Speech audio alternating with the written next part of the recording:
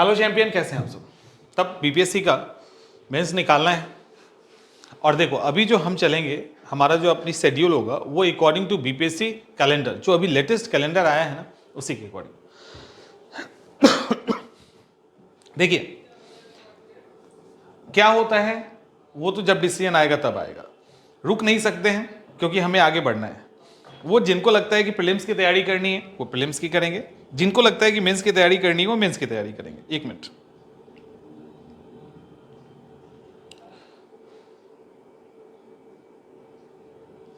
Mains की तैयारी करेंगे, राइट। अब सवाल है कि यहां से अगर हम आगे बढ़ें तो क्या इस मेंस को क्रैक किया जा सकता है, इसे क्वालिफाई किया जा सकता है? इसका जवाब दो है। यदि आपने पहले से तैयारी किया है, यानी इसके पहले आपकी थोड़ी बहुत तैयारी है, आपने कोई मेंस दिया है, तो यहां पे बेस्ट अटेम्प्ट लिया जा सकता है। समझ में आ रहा है? लेकिन अगर आपको लगता है कि आप अभी तक री एग्जाम के चक्कर में इस एग्जाम की तैयारी ही नहीं किए, सिर्फ उस यही देखते हुए कि री एग्जाम हो जाएगा या कुछ भी, और अभी भी आप हो सकता है हाईकोर्ट के डिसीजन का इंतजार कर रहे हैं, तो बेहतर है कि छोड़ दीजिए। अब 30 दिन में एग्जाम नहीं निकलेगा। ये 30 डेज की जो स्ट्रेटजी है ये उनके लिए नहीं है जो आज से स्टार्ट करेंगे और एग्जाम क्रैक कर लेंगे। ये 30 डेज की स्ट्रेटजी उनके लिए है जो पहले से तैयारी करते आ रहे हैं। भले तैयारी में उन्होंने कमी की है, वो उतने फुल कंसंट्रेशन के साथ तैयारी नहीं किया है उन्होंने, लेकिन अगर तैयारी किया है या इसके पहले कोई मेंस दिया है और नहीं भी दिया है, तो अगर तैयारी इसका पिछले 1-2 महीने से वो थोड़ा सही कर रहे हैं, तो फिर इस मेंस को निकाला जा सकता है। लेकिन फिर से कहेंगे कि ये उनके लिए नहीं है जो एग्जाम री एग्जाम का इंतजार करते प्रीलिम्स क्वालिफाई करने के बाद भी इंतजार करते रह गए। तो अभी से स्टार्ट मत करो मेंस का, कोई फायदा नहीं है, आगे जाके फंस जाएंगे।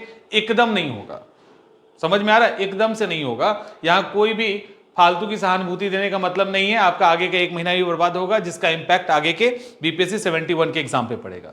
तो अगर वेट एंड वॉच वाले में है तो छोड़ दीजिए, आगे बढ़िए। और अगर आपने इसके पहले तैयारी कर रखी है तो देखिए, जिन्होंने तैयारी कर रखा है ये उनके लिए। अगर आपने तैयारी कर रखा है तो ये जो हिस्सा देख रहे हैं ना, ये जो हिस्सा देख रहे हैं, ये हिस्सा रिवीजन के लिए है। देखो आप जितना भी समय निकाल रहे हैं, आप 10 घंटा निकाल रहे हैं, 8 घंटे निकाल रहे हैं, जितने घंटे निकाल रहे हैं, उसमें से लगभग दिख रहा है, लगभग यानी ये हिस्सा 45 to 50% के अप्रॉक्स है। तो अपने पढ़ाई का जितना आप दे रहे हैं समय, उसका लगभग 50% हिस्सा रिवीजन में अब जाएगा। अब रिवीजन में जाएगा, ध्यान रखिएगा। रिवाइज करना मस्त है, यही आपको आगे क्वालिफाई करवाएगा, कोई और विकल्प नहीं है, पहला। दूसरा, यहां पर जो डिवीजन किया गया है इसके अंदर और भी, इसको तोड़ेंगे, इसको ऐसे करेंगे, एक और यहां पे डिवीजन होगा, और ठीक है, मान लो ये है, राइट। अब ये जो है यहां पे 4 आपके पाई चार्ट में 4 सेक्शन बन रहा है। एक सेक्शन तो लगभग आधा रिवीजन ले रहा है। इसके बाद ये जो सेक्शन है इसके अंदर कुछ नए भी चीजों को आपको पढ़ना है, ठीक है। तो ये वाला क्या है, ये आपके लिए न्यू स्टडी आप कर लो, नया जो आप पढ़ना चाहते हैं, जिसको अभी तक आपने नहीं पढ़ रखा है, जैसे करंट अफेयर्स हो सकता है, कोई सब्जेक्ट हो सकता है जिसको आपने नहीं पढ़ रखा है, ठीक है, नहीं पढ़ रखा है, उसके लिए है। इसके साथ ही जो ये वाला सेक्शन है, इसको देखना ना, जो ये सेक्शन है, इस सेक्शन को हमने, अभी हम आपको समझाएंगे, अच्छे से सुन लो। इस सेक्शन को हमने एस्से, आंसर राइटिंग प्लस कुछ ओल्ड जो छूट गया है, क्या हुआ है, छूट गया है, उसको आप पढ़ेंगे। और ये जो आप देख रहे हैं, ये जो आप देख रहे हो, यहां पे आप सिर्फ और सिर्फ लाउड आवाज में याद करेंगे, ठीक है। ये पूरा सेक्शन, ये देख रहे हैं पूरा सेक्शन इतना, ये सिर्फ आपको याद करने के लिए है। और क्या, तो पॉइंट्स एंड फैक्ट्स आप याद करेंगे, रटेंगे, बिल्कुल रट्टा मार दो, एकदम रट्टा मार लीजिए। यहां पे 4 सेक्शन में अपने पूरे शेड्यूल को बदल दीजिए, पूरा जितना भी टाइम है ना उसमें रिवीजन अलग होगा। ये रट्टा मार में आप कंफ्यूज हो रहे हैं, हमें बताते हैं आपको। रिवीजन अलग है। रिवीजन क्या होता है?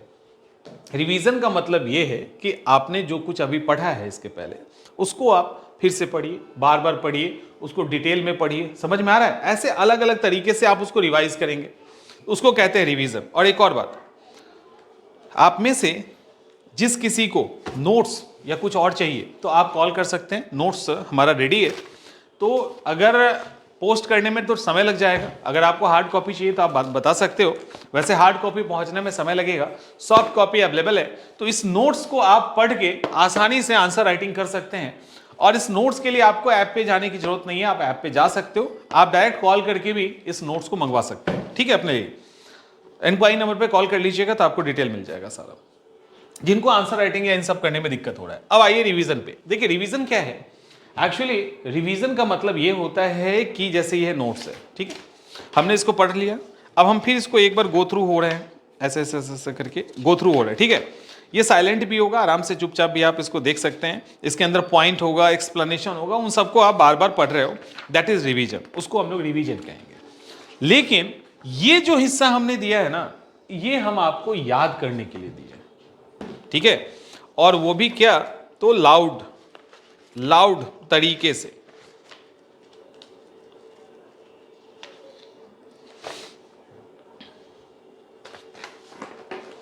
जैसे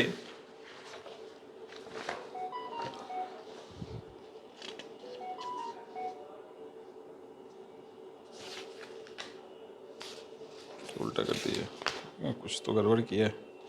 जैसे देखिए हमारे हाथ में एक नोट्स है पटना कलम को लेकर। अब पटना कलम को लेकर जो प्रमुख विशेषताएं हैं, अब इसको इस सेक्शन में, ये जो सेक्शन है आपका, ये याद करने वाला सेक्शन है, तेज आवाज में हम इसको याद करेंगे ऐसे।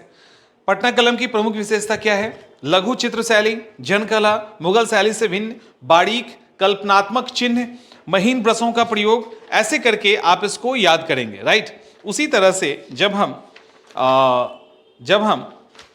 आ गया किसी और कोई भी टॉपिक उठा लीजिए, कोई भी उठा सकते हैं। जैसे हम मिथिला पेंटिंग ही की बात करते हैं, तो मिथिला पेंटिंग की ही अगर हम बात करेंगे तो यहां पे हम याद कैसे करेंगे? रिवीजन अलग है, याद कैसे करेंगे? तेज आवाज में बोलेंगे।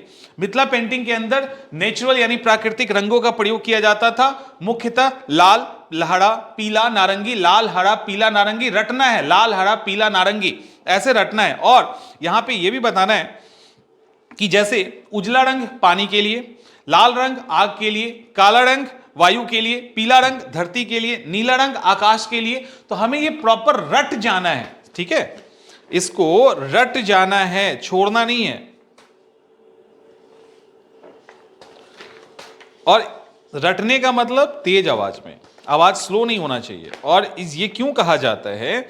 ये इसलिए कहा जाता है क्योंकि जब एक बार अच्छे से रट लोगे ना, तो एग्जामिनेशन में कितना भी आपके ऊपर प्रेशर आ जाए, आपको फर्क नहीं पड़ेगा और आप आसानी से उस एग्जाम को कवर कर लेंगे, ठीक है, आसानी से कर लेंगे। आपको कोई खास परेशानी का सामना नहीं करना पड़ेगा।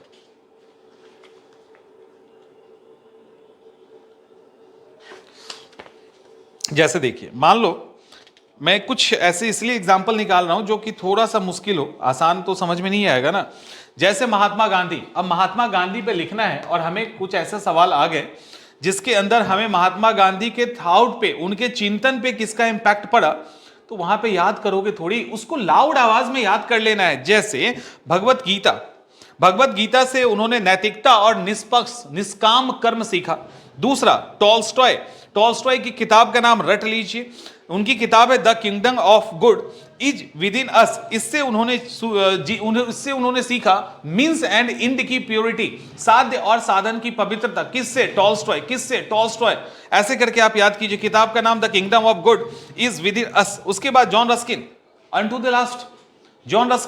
द लास्ट किताब है उनका, और उससे उन्होंने श्रम की महत्ता सीखी। तो रस्किन का इंपैक्ट, अनटू द लास्ट, श्रम की महत्ता सीखा। हेनरी डेविड थोरो, इससे उन्होंने सिविल डिसओबीडियंस यानी असहयोग आंदोलन, सविनय अवज्ञा आंदोलन का जो मेन कॉन्सेप्ट था उसने थोरो से सीखा। आप ऐसे करोगे ना। गांधी जी का मुख्य सिद्धांत क्या है? सत्याग्रह। ट्रस्टीशिप का कॉन्सेप्ट, अब वो अब अंदर के फैक्ट्स को देखिएगा, सर्वोदय, ऐसे करके आप इसको लिख सकते हैं और याद कर सकते हैं। और जैसे मान लो गांधी जी हैं, तो गांधी जी से रिलेटेड कुछ एसेंशियल फैक्ट्स तो आपको याद करना होगा ना, कि पोरबंदर में जन्म हुआ, 2 अक्टूबर को हुआ, उनकी डेथ कब हुई। उसी तरह से रविन्द्रनाथ टैगोर हैं, उनका जन्म कब हुआ, उनकी माता का नाम क्या था, उनकी प्रारंभिक शिक्षा कहाँ हुई। तो ये सारी चीजें आप तभी कर पाएंगे जब आप रटेंगे। तो इंपॉर्टेंट है कि आपको वो चीजें रटनी है, प्रॉपर रटनी है, ठीक है। अब देखो रटने का कुछ, अब आसान वाला ही बता देते हैं, आसान वाला बता देते हैं। जैसे मान लो ट्राइबल मूवमेंट है, ट्राइबल मूवमेंट का कारण यहां पे देखिए लिखा हुआ है। अब रिवीजन क्या होगा, रिवीजन का मतलब होगा आप एक एक करके इसको पढ़ेंगे, दैट इज रिवीजन। और याद रटना क्या है, तो रटने में आप सारे लाइंस को नहीं रटते हैं आप की पॉइंट्स को, रटते हैं आप फैक्ट्स को। जैसे जनजाति विद्रोह की बात करें तो ब्रिटिश आर्थिक नीति, जमींदारी एवं महाजनी व्यवस्था, ब्रिटिश सरकार के द्वारा जनजातियों के पारंपरिक अधिकार का हनन, ईसाई मिशनरी के द्वारा रीति रिवाज में हस्तक्षेप, ऐसे करके। इसके अलावा ब्रिटिश सरकार की प्रशासनिक नीति, खुदकुटी प्रथा को समाप्त करना। इनका स्वरूप क्या था, अब स्वरूप को आप याद कर लो, याद ही कर लो, कहानी खत्म। इनका स्वरूप स्थानीय था, इनका स्वरूप हिंसात्मक था, बहुत तीव्रता के साथ विद्रोह होता था, कोई ठोस योजना नहीं होती थी, अंधविश्वास करते थे, चमत्कारी शक्तियों में विश्वास करते थे। इन सब के कारण ये आंदोलन का ये नेचर था, स्वरूप था। असफल क्यों हो जाता था, सीमित क्षेत्र में फैलता था, अचानक हो जाता था, ठोस योजना नहीं था। इसके अलावा ट्रेडिशनल वेपन, पारंपरिक हथियार के साथ लैस होते थे, अंधविश्वास से लबालब होते थे, जिसके कारण सही योजना नहीं निर्माण कर पाते थे। तो ऐसे करके कई सारे एग्जाम्पल्स हैं, आप वहां पे बता सकते हैं। 19वीं 20वीं शताब्दी में किसान आंदोलन का स्वरूप, की पॉइंट्स है, उसको याद कर लीजिए। तो ऐसे करेंगे तो इससे होगा क्या कि आपको वो पॉइंट याद हो जाएगा, और आपको इतना याद हो जाएगा कि एग्जामिनेशन जैसे आएगा ना, आप धड़ल्ले से लिखना स्टार्ट कर दोगे। तो वो आपको रटना है, राइट। और एक छोटा सा हिस्सा आप छोड़ेंगे, मैं मिल नहीं रहा है, एक छोटा सा हिस्सा आप खोजेंगे जिसमें